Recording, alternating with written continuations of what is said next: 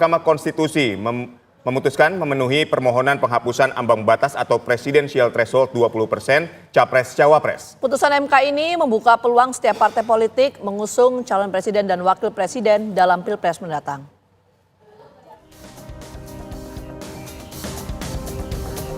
Putusan Mahkamah Konstitusi (MK) yang menghapus ambang batas pencalonan presiden dan calon wakil presiden atau presidensial threshold 20% membuka peluang seluruh partai politik peserta pemilu bisa mengusung calon. Sebelumnya, dalam pasal 222 Undang-Undang Nomor 7 Tahun 2017, calon presiden dan wakil presiden yang dicalonkan oleh partai politik harus memenuhi syarat ambang batas 20% jumlah suara parpol atau 25% jumlah kursi di parlemen. Anggota Komisi 2 DPR dari Partai Golkar Ahmad Doli Kurnia menyatakan banyak hal yang harus dirapihkan untuk mendukung putusan MK ini sehingga tidak terjadi tambal sulam dalam aturan proses pemilu.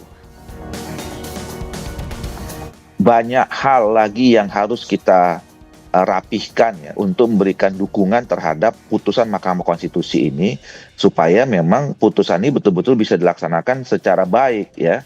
Tidak juga tambal sulam, tidak juga menimbulkan masalah yang baru, yang kemudian kerjaan kita nanti setiap mau pemilu mengganti-ganti aturan-aturan saja gitu.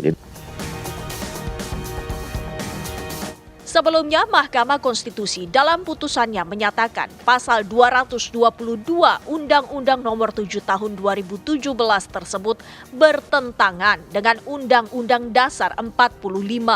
Dalam putusan tersebut juga terdapat pendapat berbeda dari dua hakim, yakni Hakim Anwar Usman dan Daniel Yusmik.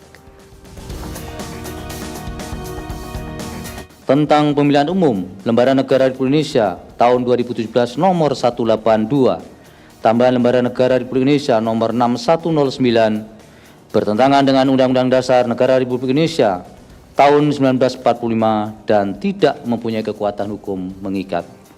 3. Memerintahkan pemuatan putusan ini dalam Berita Negara Republik Indonesia sebagaimana mestinya. Terhadap putusan Mahkamah Agung terdapat dua hakim yang berpendapat berbeda, yaitu Hakim Konstitusi Anwar Usman dan Hakim Konstitusi Daniel Yusmik Pepoy, bahwa dissenting dimaksud tidak dianggap diucapkan, namun pada pokoknya dua hakim tersebut berpendapat bahwa para pemohon tidak memiliki kedudukan hukum atau legal standing, sehingga seharusnya mahkamah tidak melanjutkan pemeriksaan pada pokok permohonan. Penghapusan ambang batas adalah langkah MK untuk melindungi hak konstitusional partai politik.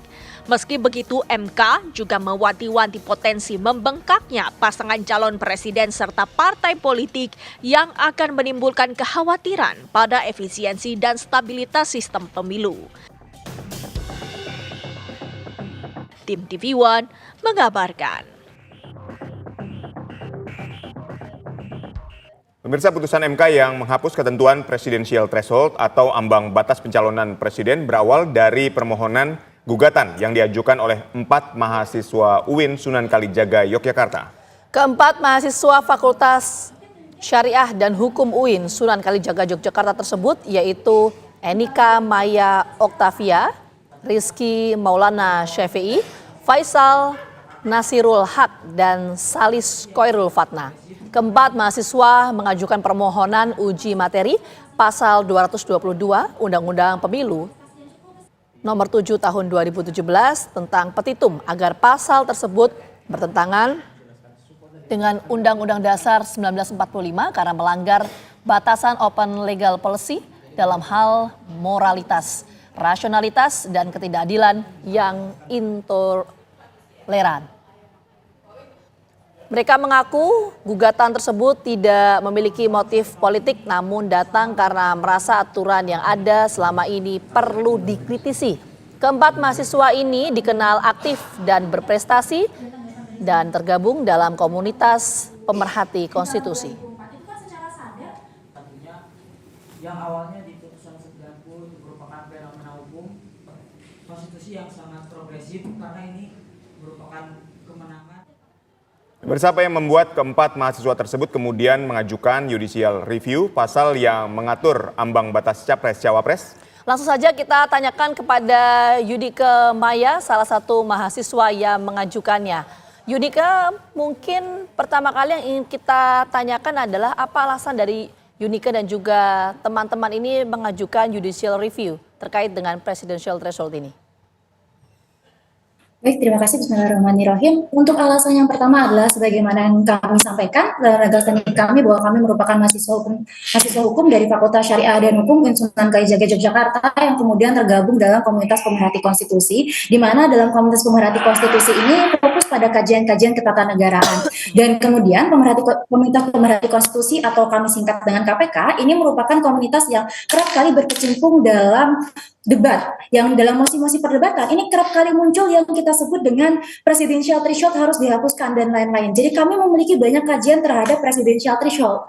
Terlebih lagi pada tahun 2023, komunitas pemerhati konstitusi ini berhasil lolos ke final debat Bawaslu RI. Di sana, di final, mosinya itu adalah penghapusan presidential threshold.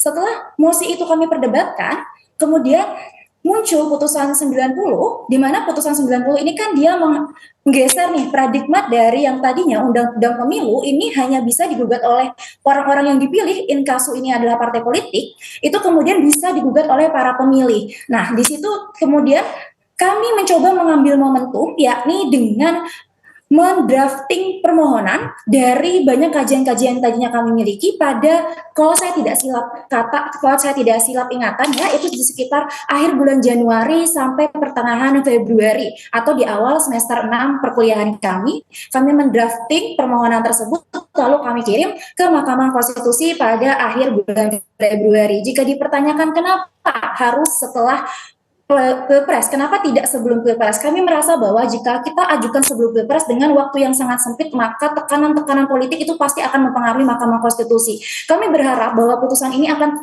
merupakan putusan yang kemudian fokus pada nilai-nilai akademik dan juga substansi hukum. Terbukti di sini setelah kami berikan waktu juga kepada Mahkamah Konstitusi, kami nyatakan dalam permohonan kami bahwa kami ajukan permohonan ini adalah sebagai bentuk perjuangan akademik dan juga advokasi konstitusional. Yang artinya adalah kami ajukan permohonan ini pada Februari 2024 dan baru diputus pada Januari 2025. Waktu yang begitu panjang untuk suatu perjuangan, tapi kami senang bahwa hal ini memberikan dampak positif dan memberikan hasil sesuai kehendak kita semua, rakyat Indonesia, karena ada 32 putusan sebelum perkara kami yang diajukan. Demikian, Kak. Baik, tanggapannya setelah akhirnya MK memutuskan untuk menghapus presidensial threshold ini seperti apa teman-teman yang mengajukan ini? Tentu saja ketika pertama kali dibacakan kami sangat amat terkejut ya. Karena kami sendiri tidak berekspektasi akan dikabulkan melihat bagaimana kemudian 32 putusan perkara sebelumnya itu tidak dikabulkan. Tapi kami sangat bersyukur sekali kemudian karena perjuangan dari kita semua terakumulasi dari adanya total 36 putusan di perkara kami ke-33 ya. Kemudian 3 perkara selanjutnya itu dianggap kehilangan objek. Ada begitu banyaknya akumulasi perjuangan dari rekan-rekan semua, rekan-rekan mahasiswa, masyarakat sipil, bahkan politikus untuk bisa kemudian menghapus atau menginkonstitusionalkan pasal 222. Jadi kami turut senang dan kami menyatakan bahwa ini adalah salah satu kemenangan bagi demokrasi kita. Oke, Yunika, mungkin begini, satu sisi teman-teman menggugat ini adalah tujuannya untuk sistem demokrasi kita. Karena kan ini membuka peluang calon presiden dan juga calon wakil presiden bisa lebih dari 2. Tapi bagaimana menjawab soal pertanyaan atau persepsi publik lainnya, Yunika, yang mengatakan bahwa kalau ada capres-cawapres lebih dari 2, ini potensi polarisasi politik akan lebih tinggi lagi terjadi. Kalau kita berkaca pada pemilu-pemilu sebelumnya saja, 2 pasangan calon polarisasinya sedemikian rupanya. Gimana menjawab soal itu, kalau menurut Yunika? Tujuan dari kami ajukan permohonan ini adalah tujuan pertamanya malahan untuk mengurangi adanya polarisasi politik atau penajaman politik itu sendiri. Pun jika kita takutkan nanti mungkin akan lebih banyak calon dan lain-lain, Mahkamah Konstitusi dalam putusannya halaman 270 pada paragraf 3.27 sudah menyiapkan 5 rambu-rambu yang bisa ditindaklanjuti oleh pembentuk undang-undang untuk mencegah hal tersebut. Jadi kami rasa jika ini permohonan, jika putusan ini dilaksanakan, kami rasa bisa untuk kemudian mencegah terjadinya polarisasi politik itu sendiri, karena yang pertama permohonan ini malahan diajukan untuk mengurangi adanya polarisasi politik sehingga bisa menemukan banyak calon alternatif. Yang kedua, Mahkamah Konstitusi dalam paragraf 3.27 juga sudah menyiapkan 5 rambu-rambu yang bisa ditindaklanjuti oleh pembentuk undang-undang. Baik, terima kasih Yunika Maya telah berbagi informasi kepada kami dan selamat atas judicial review-nya yang sudah dikabulkan oleh Mahkamah Konstitusi. Pemirsa, setelah berulang kali digugat, akhirnya Mahkamah Konstitusi mengabulkan penghapusan presidensial threshold atau ambang batas presiden. Informasinya akan kami hadirkan usai jeda. Tetaplah bersama kami.